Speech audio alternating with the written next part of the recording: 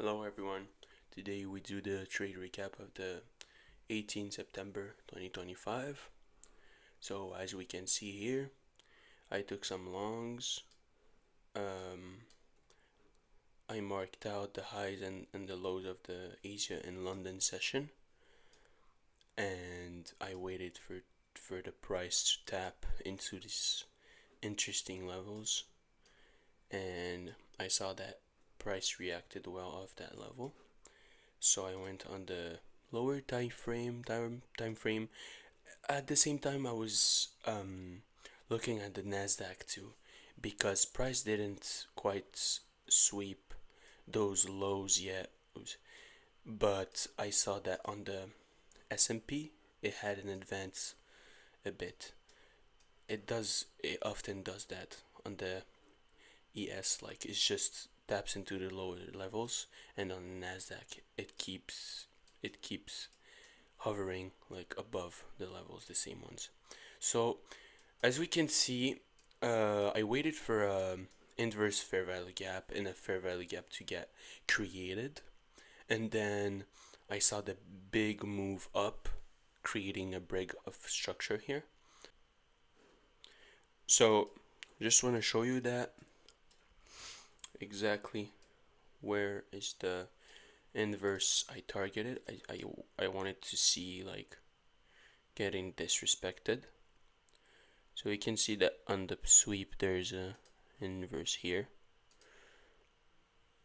that got created, because an inverse is when candle passes on it, right? So just saw that one.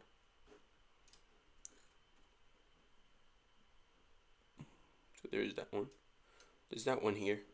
Oh, 1 minute.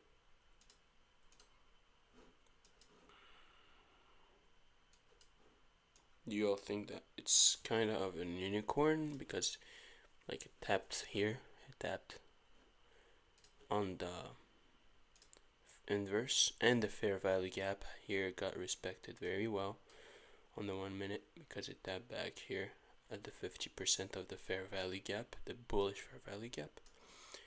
That is a continuation confluence, of course. Um, then I waited for an equilibrium. Yeah, with that I just took this. I took this tool, right, on the 0 point. I took the gun box, and then I put the 0.5, the low of the move and the high of the move, and it gave me the equilibrium price. It's like a cheaper price to enter this move, and then it gave me a better risk to reward with a buy limit, of course, and I targeted a 2.5 risk to reward, targeting the next pool of orders over here just to be safe. I could have put it here or here, of course, but I just targeted the safe way because I'm sure that my move is gonna work. But it ended up I didn't wait too much, but it ended up like, because my take profit was here, but it ended up reaching those levels. As we can see, I could have targeted those levels, but I'm really satisfied with my trade because I hit my take profit like gold.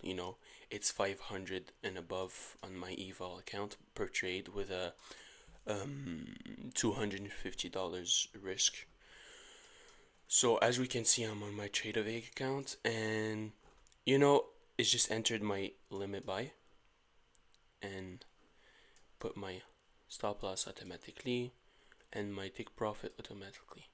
So we can see that price respected all that, like a good boy.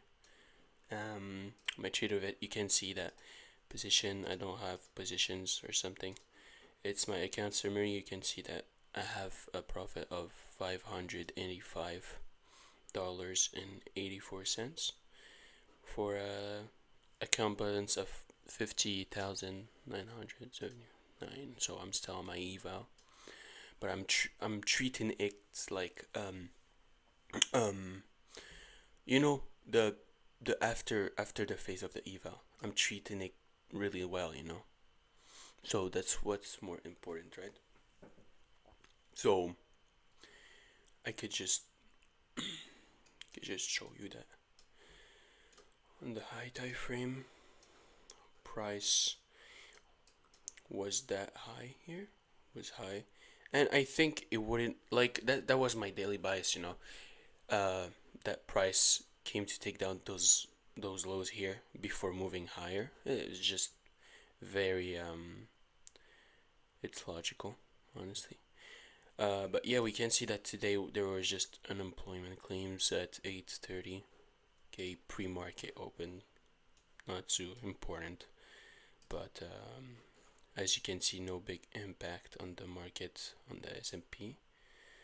Like this 30, yeah, over here, didn't do much, but yeah.